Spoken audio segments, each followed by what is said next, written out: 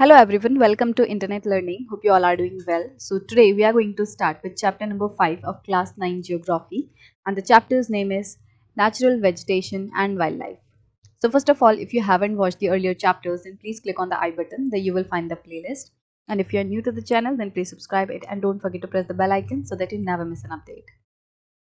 So let's start with our today's chapter, that is Natural Vegetation and Wildlife. तो इस chapter में हम India की जो वेजिटेशन है, मतलब कि इंडिया में किस तरीके के पेड़ पौधे पाए जाते हैं, साथ ही साथ जो इंडिया की वाइल्ड लाइफ है, इंडिया में किस तरीके के जो जानवर हैं वो पाए जाते हैं, तो ये चीज़ें हम इस चैप्टर में देखेंगे.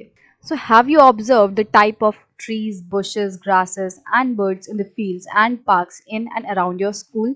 तो जब भी आप आसपास जाते हो, बाहर घर से बाहर निकलते हो, तो आपने नोटिस किया होगा कि किस तरीके से अलग अलग तरीके के ट्रीज हैं, बुशेस हैं, ग्रासेस हैं, ठीक है, झाड़ियाँ होती हैं, घास होती है, अलग अलग पेड़ होते हैं, पौधे होते हैं, साथ ही साथ हमें चिड़िया देखने मिलती हैं, जानवर देखने मिलते हैं. ये सारी चीज़ें हमें नोटिस करने मिलती हैं और हमें ये समझ आता है कि ये सारी जो चीज़ें हैं वो सिमिलर नहीं होती, वो बहुत ही अलग अलग होती हैं.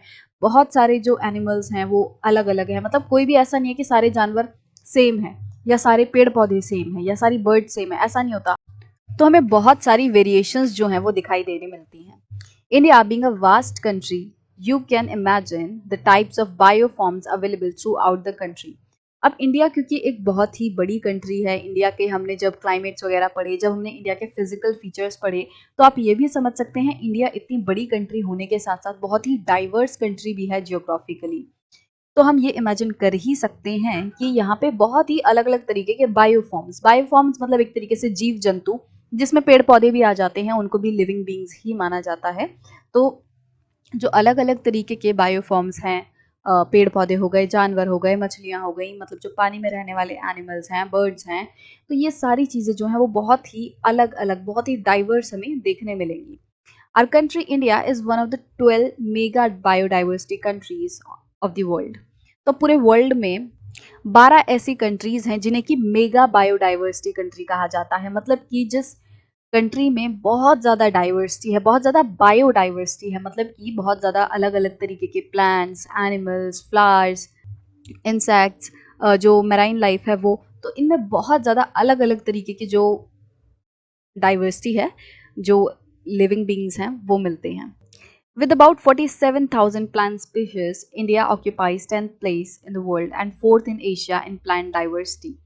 तो पूरे वर्ल्ड के लेवल पे अगर हम बात करें तो इंडिया में सबसे पहले तो इंडिया में कितनी प्लांट स्पीशीज हैं, लगभग 47,000 जो हैं तरह के पौधे इंडिया में पाए जाते हैं. ठीक है, अब इतने पौधों के साथ, इतनी वेराइटीज के साथ प्लांट्स की, तो इंडिया किस लेवल पे स्टैंड करता है पूरे वर्ल्ड में? इंडिया पूरे वर्ल्ड में आता है 10th प्लेस पे. मतलब कि अगर हम पूरे वर्ल्ड की अलग अलग कंट्रीज में देखें कि किसमें कितने कितने तरह के प्लांट स्पीशीज पाए जाते हैं, तो उसमें हमारा जो नंबर है वो आएगा 12th नंबर पे, कि हमारे जो बायोडाइवर्सिटी का नंबर है, मान लो किसी का 100 है, एग्जाम्पल दे रही हूँ, मान लो किसी का चलो 1 लाख है, मान लो किसी का, फिर किसी का मान लो 50 या 60,000 है, फिर किसी का यहाँ पे मान लो 50,000 है, फिर कहीं जाके 12th नंबर पे हमारा आ रहा है 47,000. ठीक है, तो मतलब कि इस तरीके से इंडिया जो है वो 10th नंबर पे पूरे वर्ल्ड में आता है प्लांट डाइवर्सिटी के मामले में. और एशिया में सिर्फ और सिर्फ जो एशियन कंट्रीज है उनमें हम देखें तो इंडिया 4th नंबर पे आता है. There are about 15,000 flowering plants in India which account for 6% in the world's total number of flowering plants. अब अगर हम ऐसे पौधों की बात करें जो फूल देते हैं, मतलब जिनमें फूल आते हैं, तो ऐसे पौधों की बात करें तो इंडिया में 15,000 15,000 फ्लावरिंग प्लांट्स हैं, मतलब फूल वाले पौधे हैं. और पूरे वर्ल्ड में जितने भी फ्लावरिंग प्लांट्स हैं उनका 6% जो है वो इंडिया में पाया जाता है. The country has many non flowering plants such as ferns, algae and fungi. अब इंडिया में जो है बहुत सारे नॉन फ्लावरिंग प्लांट्स भी हैं, मतलब ऐसे प्लांट्स जिनमें फूल वगैरह नहीं आते. फर्न्स देखो इस तरीके से घास जैसे छोटे छोटे पौधे होते हैं जो इस तरीके के कुछ दिखते हैं. एल्गे आपने देखा होगा, जब कहीं पे पानी बहुत ज़्यादा देर तक रुका रह जाता है तो उसके ऊपर ऐसे ग्रीन ग्रीन सा लेयर जो है वो आने लगता है, जिसे हम काई भी कहते हैं. तो एल्गे जो है वो भी एक तरीके का प्लांट ही है, बट वो नॉन फ्लावरिंग प्लांट है. इसी तरीके से फंगस की अगर हम बात करें, फंगई जो हो गया, जिसे हम फफूंद कहते हैं, तो जैसे अगर खाना वगैरह काफ़ी दिन तक रखा रह गया कोई चीज़ जो है, तो उसपे हमें व्हाइट व्हाइट सा कुछ जो परत है वो दिखाई देने लगती है, तो वो क्या है? फंगस है। और इसी तरीके से जो मशरूम है वो भी एक फंगस ही है। तो ये कुछ ऐसे प्लांट्स हैं जो कि नॉन फ्लावरिंग प्लांट्स हैं और ये भी इंडिया में काफ़ी सारे पाए जाते हैं। India also has approximately 90,000 species of animals as well as a rich variety of fish in its fresh and marine waters. अब अगर हम एनिमल्स की बात करें तो लगभग 90,000 तरह के एनिमल्स इंडिया में पाए जाते हैं और अगर हम मैराइन वाटर्स की बात करें मतलब कि मैराइन एनिमल्स की जो पानी में एनिमल्स रहते हैं उनकी अगर हम बात करें तो बहुत सारे अलग अलग तरीके के जो एनिमल्स हैं जो एक्वेटिक लाइफ है वो हमें देखने मिलती है। ठीक है, तो एक्वेटिक लाइफ हमें फ्रेश वाटर्स में भी देखने मिलेगी। बहुत सारे ऐसे स्पीशीज हैं फिश वगैरह के जो कि हमें फ्रेश वाटर में देखने मिलते हैं और मैराइन वाटर्स जो है जो समुद्र वगैरह में और जो खारे पानी में हमें स्पीशीज देखने मिलते हैं वो भी काफ़ी सारे हैं इंडिया में। Natural vegetation refers to a plant community which has grown naturally without human aid and has been left undisturbed by human for a long time. तो अब हमारे चैप्टर का नाम है natural vegetation and wild life. तो natural vegetation का मतलब क्या होता है? नेचुरल वेजिटेशन मतलब ऐसे पेड़ पौधे, ऐसे प्लांट्स जो हैं वो अपने आप से उगे हैं, मतलब उनको इंसानों ने नहीं उगाया है, इंसानों का कोई भी योगदान नहीं है उन प्लांट्स के उगने में। ठीक है, तो नेचुरल वेजिटेशन ऐसी प्लांट कम्युनिटी है, ऐसे पेड़ पौधे हैं जो कि अपने आप उगे हैं, नेचुरली उगे हैं, उनमें इंसानों ने कोई भी डिस्टरबेंस नहीं की है, कोई भी छेड़छाड़ नहीं की है। ठीक है, और काफी लंबे समय से कोई छेड़छाड़ नहीं की है, फॉर अ लॉन्ग टाइम। मतलब जैसे आप घने घने जंगल देखते हो, तो ये जो जंगल है वो किसी इंसान ने तो नहीं उगाए, वो अपने आप उगते जा रहे हैं और सालों से उगते जा रहे हैं। ठीक है, तो वो नेचुरल वेजिटेशन है। This is termed as virgin vegetation, और इस नेचुरल वेजिटेशन को हम क्या कहते हैं? वर्जिन वेजिटेशन भी कहते हैं। ठीक है, दस कल्टिवेटेड क्रॉप्स एंड फ्रूट्स और charge form part of vegetation but not natural vegetation. तो अब आप बोलोगे कि जो खेती वगैरह होती है, जो लोग जैसे बाग लगाते हैं किसी चीज का, किसी फ्रूट का, तो उसमें भी तो पेड़ पौधे उग रहे हैं। बट वो जो पेड़ पौधे हैं वो कैसे उग रहे हैं? वो इंसान उगा रहे हैं। जब हम खेती करते हैं तो इंसान जो है वो बीज डालता है, पौधा उगता है। ठीक है, तो उसमें इंसान जो है वो बहुत ज्यादा कंट्रीब्यूट कर रहा है पेड़ पौधों को उगाने में।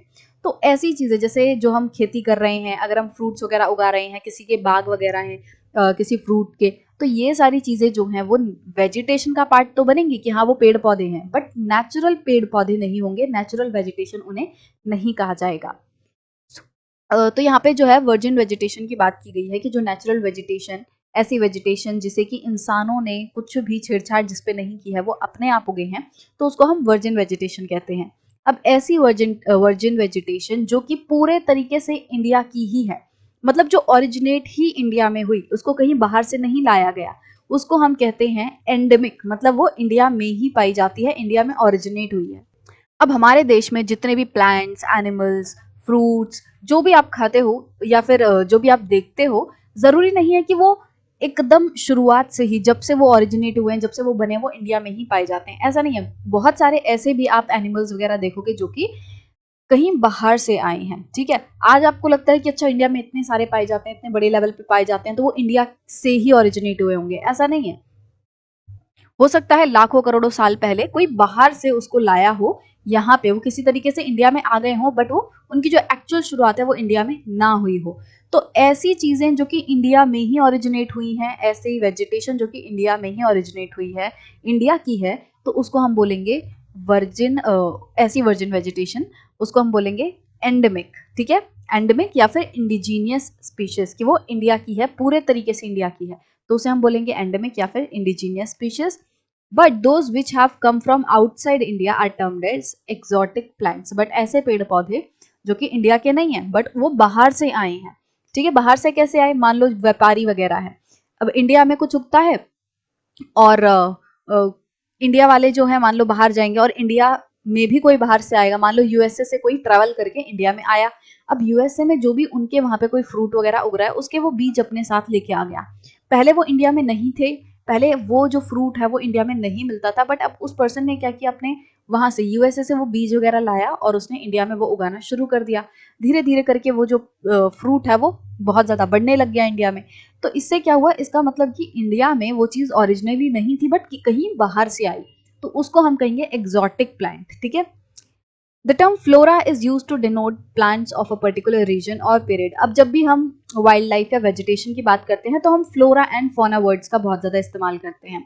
तो फ्लोरा जो है किसी भी पर्टिकुलर जगह का या किसी पर्टिकुलर पीरियड का क्या बात किसको डिनोट करता है, वहां के पेड़ पौधों को, वहां के प्लांट्स को डिनोट करता है। फ्लोरा आप फ्लावर से याद रखो, फ्लोरा मतलब फ्लावर, फ्लावर क्या है, प्लांट है, ठीक है, प्लांट पे उगता है। तो प्लांट्स के लिए हम शब्द यूज करते हैं फ्लोरा का, और जो एनिमल्स हैं उनको डिनोट करने के लिए हम यूज करते हैं वर्ड फौना का। So this huge diversity in flora and fauna kingdom is due to the following factors. अब ये जो फॉलोइंग फैक्टर्स की बात कर रहे हैं ये हम नेक्स्ट वीडियो में पढ़ेंगे। इसमें क्या है कि ये जो हम कह रहे हैं कि इतनी ज़्यादा डाइवर्सिटी है, इतने हज़ारों तरीके के स्पीशीज मिलते हैं प्लांट्स के, एनिमल्स के, बर्ड्स के, तो वो क्यों मिलते हैं, उसके रीज़न क्या हैं, क्या ऐसे फैक्टर्स हैं जो इस डाइवर्सिटी के पीछे काम कर रहे हैं, क्यों इतने अलग अलग तरीके के जो जानवर वगैरह हैं, पेड़ पौधे हैं, वो हमें मिल रहे हैं। तो ये जो रीजंस हैं, ये जो फैक्टर्स हैं, उनको हम नेक्स्ट वीडियो में डिस्कस करेंगे।